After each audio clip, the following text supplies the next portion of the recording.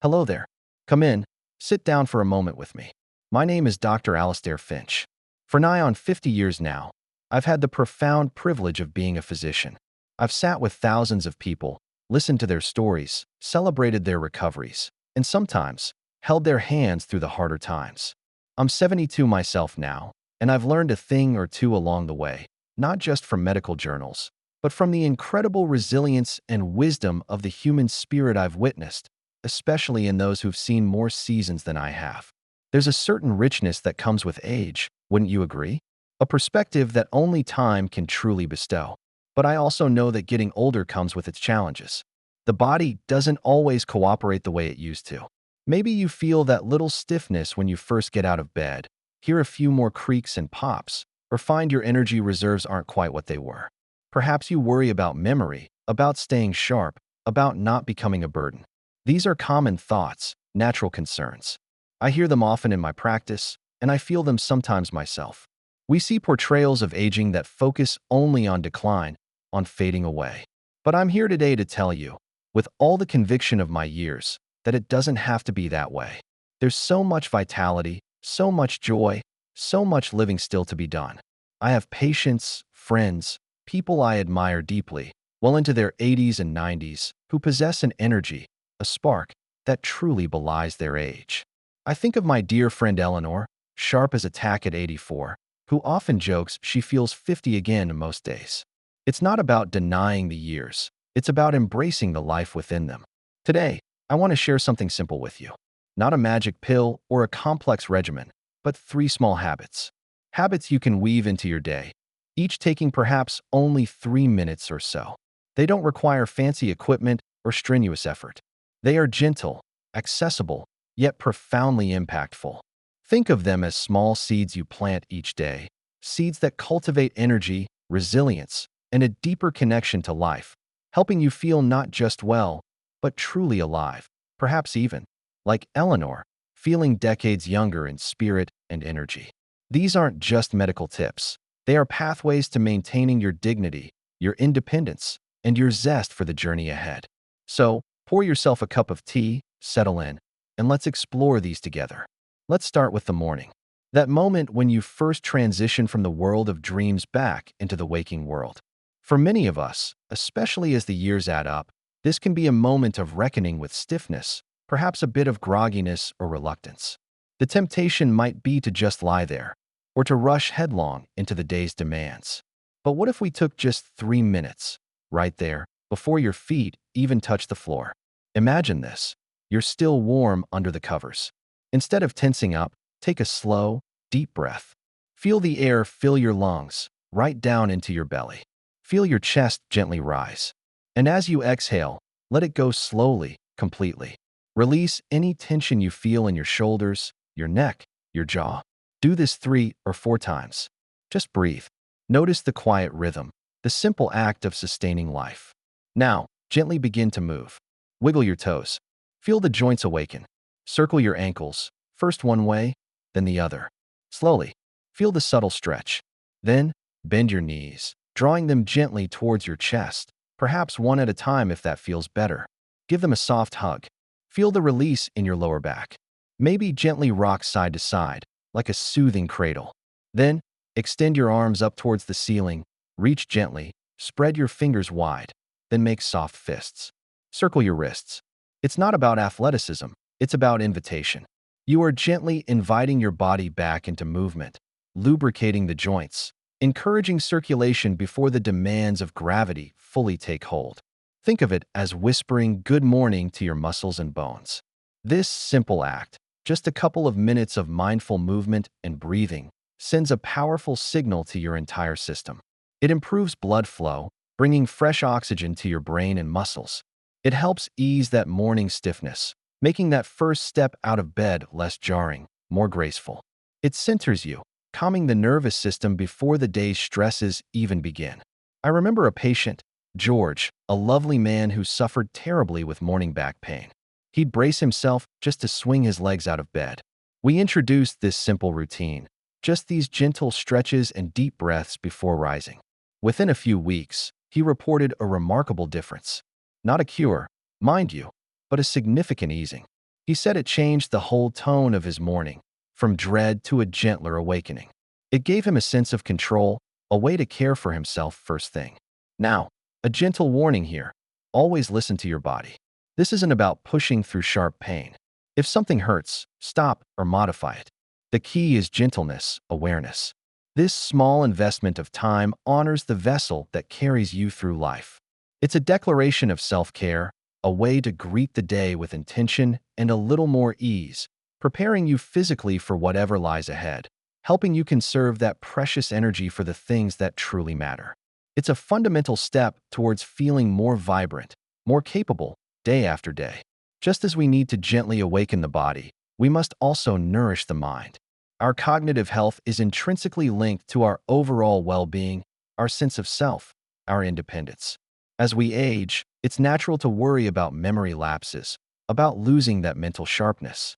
We might find ourselves searching for words more often or forgetting where we placed our keys. While some changes are normal, we are not passive victims of cognitive decline. We can actively engage our minds, keep them flexible, curious, and strong. And again, this doesn't require hours of complex study. It can begin with just 3 dedicated minutes each day. Consider incorporating a small mental workout into your routine. This could be anything that gently challenges your brain. Perhaps it's doing a small piece of a crossword puzzle or a Sudoku while you sip your morning coffee. Maybe it's learning one new word each day and trying to use it in conversation. Or reading a short poem or a stimulating paragraph from a book or newspaper. Not just skimming, but really thinking about it, reflecting on its meaning. Some people enjoy simple brain training apps on a phone or tablet, spending just a few minutes on a game designed to test memory or reaction time. The specific activity matters less than the principle, conscious mental engagement. You're asking your brain to form new connections, to retrieve information, to solve a small problem. Think of it like taking your brain to the gym for a very brief, enjoyable session. Why does this matter? Engaging in novel and challenging mental activities helps build cognitive reserve. This is like a buffer for your brain, enhancing its ability to withstand age-related changes or pathology. It keeps neural pathways active and encourages the formation of new ones. It improves focus, concentration, and processing speed. But beyond the measurable cognitive benefits, it does something profound for the spirit. It keeps curiosity alive. It reminds us that we are still capable of learning, growing, and engaging with the world in meaningful ways. It combats the mental fog that can sometimes descend, replacing it with clarity and a sense of accomplishment. I recall a woman, Martha, who felt herself withdrawing after her husband passed away. She spent hours just watching television, feeling her world shrink. We talked about finding small ways to re-engage her mind. She started doing the daily jumble puzzle in the newspaper. Just that one small thing. Soon, she was timing herself, chuckling at the funny cartoons. It sparked something. She started reading more, joined a book club at the local library. That simple 3-minute puzzle habit became a doorway back to a more engaged, vibrant life. Here's another gentle warning. Passive consumption, like endlessly scrolling on social media or watching hours of television without really engaging, doesn't provide the same benefit. It can actually numb the mind. The key is active participation, even for just a few minutes. Choose something you genuinely enjoy, something that sparks a little interest. It could even be mentally retracing the route of your walk from the day before, recalling specific details. This isn't about pressure, it's about play. It's about affirming your mental acuity, preserving that sharp, inquisitive part of you that defines who you are. This daily flicker of mental activity contributes significantly to feeling alert, capable, and yes, even younger in mind, maintaining the dignity that comes with clear thought and continued learning. We've spoken about nurturing the body and engaging the mind. These are vital pillars of well-being. But there is a third element, one that I believe ties everything together and perhaps holds the deepest significance for a long and fulfilling life, especially as we navigate our later years. It's connection, our connection to others, to our community, to the world around us, and even to ourselves on an emotional level. Loneliness and social isolation are, sadly, epidemic among older adults, and their impact on health is devastating.